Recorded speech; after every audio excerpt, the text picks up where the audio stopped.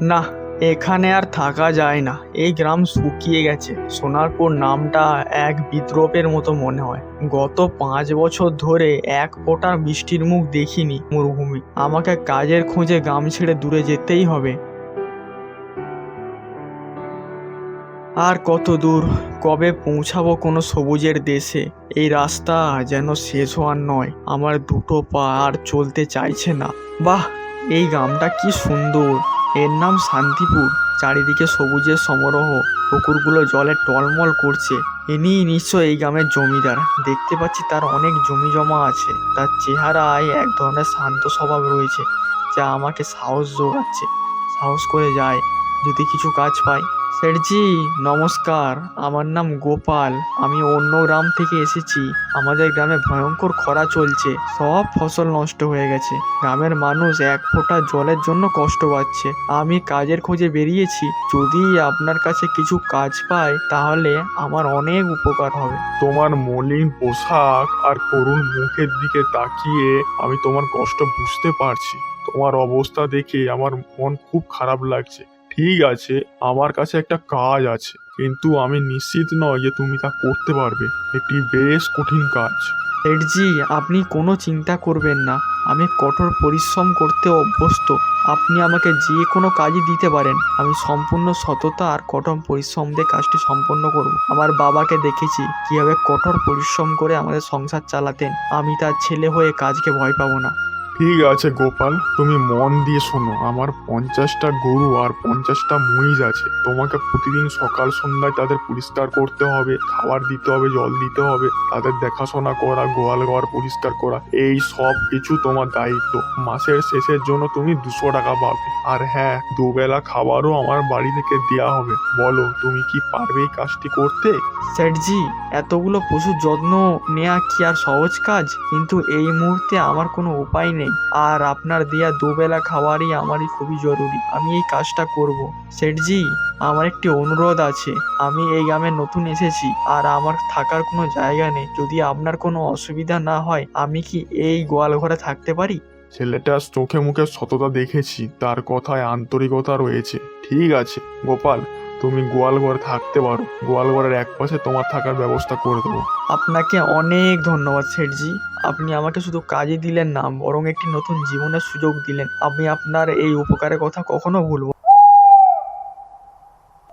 না। গোপাল প্রতিদিন খুব ভোরে ঘুম থেকে ওঠে। তার দিন শুরু হয় গোবর পরিষ্কার করা দিয়ে। তারপর গরু মহিষগুলোকে পেট ভরে খাবার দেয়, জল খাওয়ায়। গোপাল নামের এই ছেলেটি সত্যিই অসাধারণ।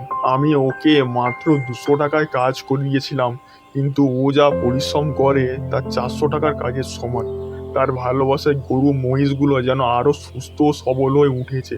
দুধের মানও উন্নত হয়েছে, এদের সংখ্যাও বেড়েছে। আমার ওকে পুরস্কৃত করা উচিত। গোপাল, আমি তোমার কাজ দেখে খুব খুশি হয়েছি। তুমি এত ভালোভাবে গরু আর মহিষের যত্ন নিচ্ছ যে দুধের মান উন্নত হয়েছে আর তারা আগের চেয়েও বেশি দুধ দিচ্ছে। এই গ্রামের সবার মুখে তোমার প্রশংসা। তাই আমি আজ থেকে তোমার মাইনে বাড়িয়ে 400 টাকা করে দিলাম। শেঠজি, আপনাকে অনেক ধন্যবাদ। আমি এই বাড়তি টাকায় আমার ভবিষ্যতে স্বপ্ন দেখব। গোপাল আরো বেশি উৎসাহ আর পরিশ্রম নিয়ে কাজ করতে লাগলো। কয়েক বছর এইভাবে কেটে গেল।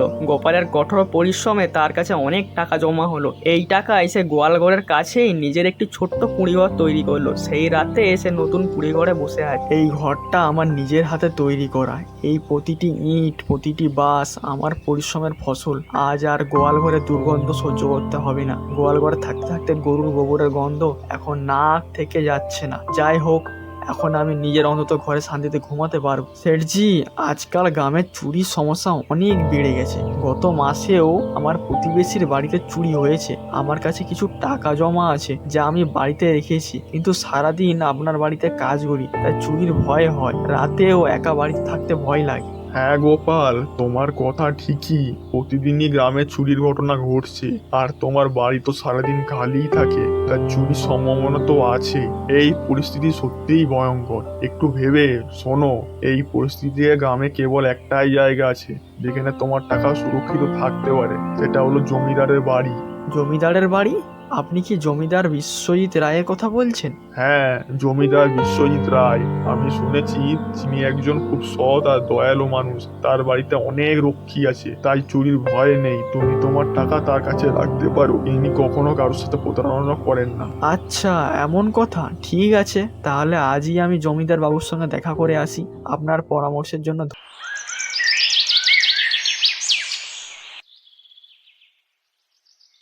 এই, কে তুমি? ভেতরে যাচ্ছ কেন? এখানেই দাঁড়াও। আমি জমিদার বাবুর সঙ্গে দেখা করতে এসেছি। আমার কিছু দরকার আছে। কি দরকার আমাকে বলো। আমার কিছু টাকা তার কাছে জমা রাখার দরকার ছিল। আচ্ছা, ঠিক আছে, তুমি ভেতরে যেতে পারো। জমিদার বাবু, আমি গোপাল। আমি হরিহর বাবুর বাড়িতে কাজ করি। আচ্ছা গোপাল, বলো তোমার কি দরকার। জমিদার বাবু, আমি অনেক বছর ধরে কাজ করে 5,700 টাকা জমা করেছি, কিন্তু আজকাল চুরির ভয়ে বাড়িতে রাখতে ভয় লাগছে, তাই আপনার কাছে জমা রাখতে এসেছি। বাহ, এটা তো অনেক টাকা। তুমি একজন সাধারণ মজুর হয়ে এত টাকা জমা করেছো, এতেই তোমার সততার পরিশ্রম বোঝা যায়। আমি তোমার সততার কথা অনেক শুনেছি। তোমার টাকা আমার কাছে সম্পূর্ণ সুরক্ষিত থাকবে, তুমি আর কোনো চিন্তা করো না। এখানে মোট 5,700 টাকা আছে, আপনি গুনে দেখতে পারেন। গোনার কি দরকার? তুমি তো হরিহর বাবুর বাড়িতে কাজ করো, আর হরিহর শেঠ যাকে বিশ্বাস করে আমি তাকে বিশ্বাস করি। আমি তোমাকে সম্পূর্ণ বিশ্বাস করি। আপনাকে অনেক ধন্যবাদ জমিদার বাবু, এখন আমি নিশ্চিন্ত। আরে গোপাল, ধন্যবাদ দেওয়ার কি আছে, বরং আমাকেই তোমাকে ধন্যবাদ দেওয়া উচিত, কারণ তুমি আমার মতো একজন বিশ্বাসযোগ্য মানুষের কাছে টাকা রাখতে এসেছো। জমিদার বাবু, আমি আমার টাকা ফেরত নিতে এসেছি। আমি আপনাকে 5,700 টাকা দিয়েছিলাম, এখন আমি নিজের জমি কিনতে চাই। আরে ভাই, আমি তো তোমাকে চিনতেই পারছি না, তুমি কে? আমি তোমাকে কখন দেখেছি? আরে জমিদার বাবু, আমি গোপাল। গত বছর আপনাকে টাকা জমা রাখতে দিয়েছিলাম, আপনার কি মনে নেই? আপনার কথা শুনে আমি টাকা জমা রেখেছিলাম। কি এই নাটক শুরু করেছো? মনে হচ্ছে তুমি একজন প্রতারক, আর আমার সততা ও সরলতার সুযোগ নিয়ে আমার কাছ থেকে টাকা নিতে এসেছো। তোমার মতো গরিব মানুষকে এত টাকা পাবে কোথায়? তোমাকে প্রতারক বলে মনে করছি। দাঁড়াও, তোমাকে এখনই আমি উচিত শিক্ষা দিচ্ছি। রক্ষী, এই লোকটাকে মারো। ওকে ততক্ষণ মারো যতক্ষণ না জ্ঞান হারিয়ে ফেলে। এই সামান্য মানুষটা আমার সততার উপর প্রশ্ন তুলেছে, ওকে ছেড়ে দিও না।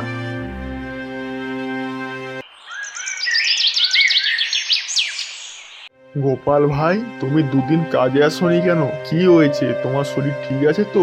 কোনো সমস্যা? সেঠজি, কি বলবো, যে জমিদারের কাছে টাকা জমা রেখেছিলাম সে আমাকে চিনতে অস্বীকার করেছে। যখন টাকা চাইলাম তখন না তার লোকেরা আমাকে মারলো আর বাড়ি থেকে বের করে দিল। আমার সব স্বপ্ন ভেঙে গেছে। আরে বাবা, এটা তো খুবই গুরুতর ব্যাপার। আমি তো জমিদারের সম্পর্কে ভালোই শুনেছিলাম, কিন্তু জানতাম না সে এত খারাপ প্রকৃতির মানুষ। তবে এখন বুঝতে পারছি কেন তার সম্পত্তি প্রতি বছর এত বৃদ্ধি পাচ্ছে। গোপাল, আমাকে ক্ষমা করো। আমি তোমাকে গোর কাছে যেতে বলেছিলাম, এতে আমারও ভুল আছে। না সেঠজি, এতে আপনার কোনো ভুল নেই। আপনি তো আপনার ভালোর জন্যই বলেছিলেন। এটা তো জমিদারের লোভ। শোনো গোপাল, আমার কাছে একটা উপায় আছে যার মাধ্যমে আমি তোমার টাকা ফেরত দিতে পারি। আমাদের কৌশলে কাজ করতে হবে। জমিদার বাবু, নমস্কার। আপনি তো খুব ভালো আছেন দেখছি। আরে হরিহর শেঠ, আপনি নিজে আজ এখানে? আমার তো খুব ভাগ্য যে আপনার মতো ধনী মানুষের পা আমার বাড়িতে পড়েছে। বসুন বসুন। আপনি আমাকে লজ্জা দিচ্ছেন। আসলে আমি কিছু মাসের জন্য অন্য রাজ্যে ব্যবসায় যাচ্ছি। এই সুটকেসে প্রায় 50,000 টাকা আছে। আমার ভয় হচ্ছে যে এগুলো চুরি হয়ে যেতে পারে। আপনি কি আমার এই টাকাগুলো আপনার কাছে জমা রাখতে পারেন? আপনার মতো সৎ মানুষ এই গ্রামে আর কাউকে বিশ্বাস করতে পারি না। এ তো বড় মাছ ধরা পড়েছে। গোপালের সামান্য 5,700 টাকার জন্য এত নাটক করেছিলাম, আর এখন সরাসরি 50,000 টাকা আমার হাতে। এমন সুযোগ বারবার আসে না। আরে হরিহর বাবু, এটা কি কোনো জিজ্ঞাসা করার কথা? আপনার টাকা আমার কাছে সম্পূর্ণ সুরক্ষিত থাকবে, আপনি নিশ্চিন্ত হয়ে ব্যবসায় যেতে পারেন। আরে গোপাল, তুমি এসেছো, আমি তোমারই কাছে যাচ্ছিলাম। আমাকে ক্ষমা করো, যেদিন আমি তোমাকে চিনতে পারিনি। এত মানুষ আমার কাছে আসে যে একটু সমস্যা হয়েছিল, কিন্তু আমি আমার কথা বড় পক্কা। সেদিন আমার লোকেরা তোমার সাথে খারাপ ব্যবহার করেছে, আমি আজই তাদের কাছ থেকে বের করে দিচ্ছি। জমিদার বাবু, আপনি তো আপনার কথার খুব পক্কা। তাহলে আমি আমার সব টাকা আপনার কাছে রেখে যেতে পারি? মালিক, আপনাকে আর অন্য রাজ্যে ব্যবসা করতে যেতে হবে না। ব্যবসায়ীরা আমাদের গ্রামে আসছে। আরে, এটা তো খুব ভালো খবর। তাহলে আমাকে আর এত দূরে যেতে হবে না। শুনছেন জমিদার বাবু, ব্যবসায়ীরা এখানে আসছেন, তাই আমার আর এই টাকাগুলো আপনার কাছে রাখার কোনো প্রয়োজন নেই। আপনাকে অনেক ধন্যবাদ, আপনি খুব সততা দেখিয়েছেন। তবে পরের বার আমি অবশ্যই আপনার কাছে আসবো। এটা কি হলো? 50,000 টাকা তো গেলই, আর গোপালের 5,700 টাকাও চলে গেল। সামান্য লোভের জন্য এত বড় ক্ষতি হয়ে গেল, আমার সম্মানও গেল, আর বড় সুযোগটাও হাতছাড়া হলো। সেঠজি, আপনাকে অনেক ধন্যবাদ। যদি আজ আপনি না থাকতেন তাহলে আমার সব টাকা ওই জমিদার আত্মসাৎ করে নিত। আপনার বুদ্ধির কাছে তার লোভ হেরে গেল। গোপাল, কোনো ব্যাপার না, আমি আমার কর্তব্য করেছি। শোনো, যে ব্যক্তি পরিশ্রম আর শ্রদ্ধার সাথে উপার্জন করে, ভগবান তার কখনো খারাপ হতে দেন না। আর যে ব্যক্তি অন্যের টাকা আত্মসাৎ করে, তার কখনো ভালো হতে পারে না। আজ তুমি তোমার টাকা ফেরত পেয়েছো, আর ও তার পাপের ফলও পেয়েছে। সততাই জীবনের সবচেয়ে বড় সম্পদ।